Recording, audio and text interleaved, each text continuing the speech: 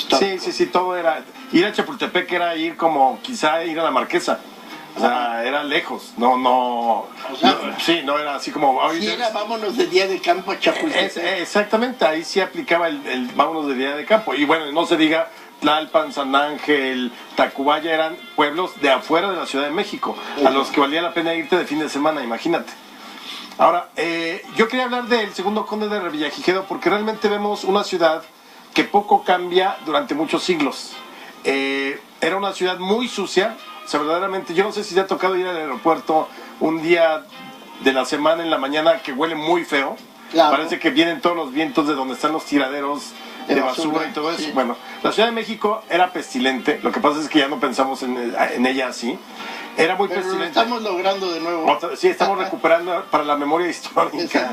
Usos y costumbres. Entonces, olía feo. Luego, la gente acostumbraba tirar sus suciedades en la calle. O sea, no había una política de salubridad, no había una política de contención de la basura ni nada por el estilo. De esa época, de antes de 1790, es este famoso grito que mucha gente ya sabe, el de aguas. Sí, ahí va el agua. Sí. Que era en los segundos pisos de las construcciones del centro histórico. Se avisaba que se iban a tirar los desperdicios. La basinica. Exactamente, se iban a tirar y entonces con eso ya uno se tenía que pegar más a la pared para evitar que te cayera en los desperdicios. Era sucia, por ejemplo, el Palacio Real en ese entonces, el virrey vivía en el segundo piso, pero la planta baja eran bodegas. Bodegas para alimentos, bodegas para bebidas, o sea, bodegas para todo el comercio que se realizaba en el centro histórico. Entonces, junto a eso todavía quedaban hacia 1790 aproximadamente unas 6 acequias, es decir, calles de agua que recorrían la ciudad. De hecho, la última fue la que hoy es la callecita que pasa exactamente enfrente del Palacio de Gobierno del Distrito Federal, sí, y que continúa por lo que es 16 de septiembre. A un lado del Palacio Nacional. Y a un lado, esa era la acequia real y todavía en 1790 era una calle de agua. Entonces, llega Revillagigedo y dice, caray, ¿qué mugrero es este? Es un mugrero. Fíjate que además fueron 300 años de dominación española y conocemos muy poco de qué hizo cada uno de los 63 virreyes. Hubo unos muy malos como los presidentes de México en algunos casos, otros muy buenos. Uno yo creo que de los mejores fue el segundo conde de Revillagigedo. Llega, ve el muladar, entonces empieza a hacer una transformación urbanística de toda la ciudad. Para empezar, por ejemplo, manda a construir el desagüe, drenaje, atarjeas. Entonces ya la suciedad podía irse por abajo. Luego, por ejemplo, prohibió que la gente porque echaba a las acequias pues los desechos, la basura, animales muertos si se les moría o algo. Entonces eso también contaminaba. Otra de las cosas que transformó la ciudad fue, con él, bajo su virreinato se puso... La ecologista no salió. Absolutamente, con él se pone, por ejemplo, ahí empieza a iluminarse la Ciudad de México con lámparas de aceite.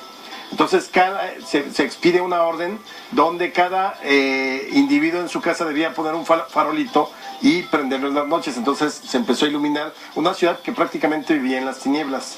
Otra de las cosas, por ejemplo, la gente solía hacer sus necesidades en la calle. Si te ganaba, órale, ahí va. Entonces él creó sitios especiales para que la gente, y además penas y castigos para que la gente... Sí, claro. Ahora, era terrible porque a los hombres les daban como 3 o 4 oportunidades si te sorprendían.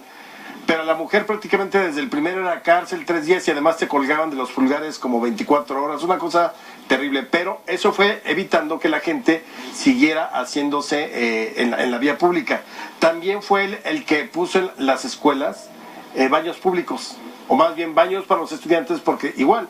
Los niños salían de la escuela y entonces afuera en la calle hacían sus necesidades. O sea, realmente estamos hablando de una concepción totalmente distinta. Una concepción moderna. Pero el primer reordenamiento de ambulantes no fue con Marcelo Ebrard. No, fue en 1790 con el conde de Revillagigedo. Todo el comercio de ambulante que estaba compuestos en el Zócalo, en la Plaza Mayor, sí, los llevó, o sea, los reordenó y les puso su plaza, en lo que se conoció como la Plaza del Volador, que es donde hoy se encuentra la Suprema Corte de Justicia. Ahí, donde está ese edificio, ahí estaba la Plaza del Volador. Entonces se llevó a todos los que eran puestos así como de tianguis, sí, se los llevó ahí, porque recordemos que también fue bajo él donde se consolida lo que se conoció como el Parián, que era este mercado fijo con puestos de mampostería, donde se realizaba el comercio y que estuvo como siglo y medio aproximadamente hasta que se quema allá por 1828, pero se destruye totalmente hacia más o menos 1840. Entonces, imaginemos por un momento un mercado, insisto, de mampostería, como un bazar, en la Plaza Mayor durante prácticamente siglo y medio. Estuvo ahí, que se conoció como el Parián, que era una copia de lo que hacían los filipinos y lo trajeron de allá. La gente que viajaba a las Filipinas se dio cuenta de que... Es la época que también coincide con cuando traen estos niños dioses de marfil y todo. Por ejemplo, y todas las lacas y los biombos y todo ese tipo de cosas. Luego, otra de las cosas así muy importantes fue los primeros taxis. No, el Uber de ahora y Cabify y todo eso ya es los tataranietos. Una visión de urbanista. Absolutamente. Los primeros coches de alquiler en la Ciudad de México se dan con el Virrey Revillagigedo. Y eran aproximadamente 6 y se podían tomar en la Plaza Mayor. Pero además era una obligación de los conductores que revisaran en el momento en que dejaban a alguien en su domicilio, en donde quisieran, que revisaran que no se quedaba ningún paquete, ninguna bolsa, para que les avisara. Eran de color verde, fíjate que es muy curioso, tenían una franja verde, estaban numerados y además pues los conductores tenían que ir vestidos de una manera digna.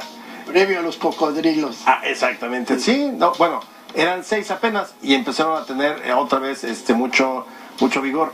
Y además mucho auge los carros, ¿no? Sirvieron muy bien. Entonces fue un visionario,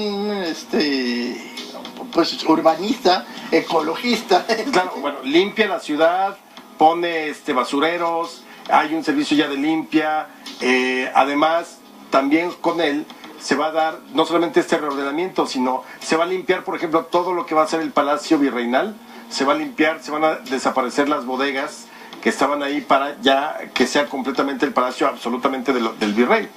Y de ese modo logra una limpieza tan grande en la ciudad que a partir de ahí es que se le conoce a la Ciudad de México como la ciudad de los palacios, ya con una magnificencia que es la que va a conocer Humboldt 13 años después, por 1803, que es cuando llega a la Ciudad de México. Es gracias a eso que empezaron a lucir los edificios.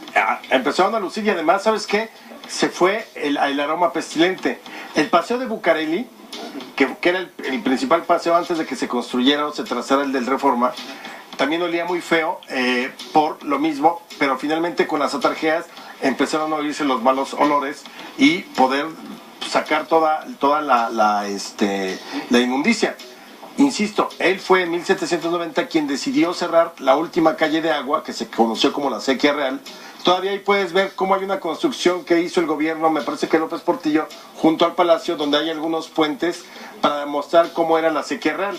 Bueno, él la cubrió y él decidió que ya no hubiera acequias, con la idea de que ya no se contaminara más la Ciudad de México. Oye, pues entonces nos resultó una maravilla y qué lástima, se nos acabó el tiempo. Tenemos que hablar más del Conde de Revillagigedo. Hablemos después, porque sí hay muchas cosas. Sí tenemos que hacer algo más. Y por ahí tocaremos algunos otros virreyes también, para que veamos cómo se gobernaba y cómo hubo buenos gobiernos aún de los virreyes. Mira, nada más. Para que no nos quejemos nada más, también hemos tenido buenos gobernantes.